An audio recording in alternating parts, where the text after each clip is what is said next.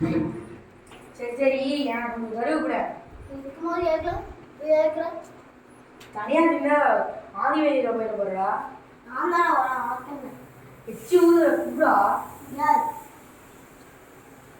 வாங்க நீங்க நீங்க அது சரி உங்க காடு உங்க காடு நீங்க வாங்க சரி கையில நான் வந்தது தப்பு.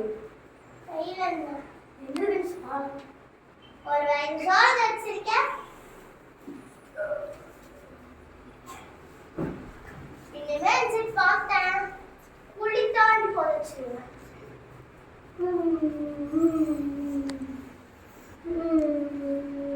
டேய் சோழமுத்தா டேய் சோழமுத்தா போச்சா காதுக்குள்ள குருவி ரிங்குன்னு கேட்குமே.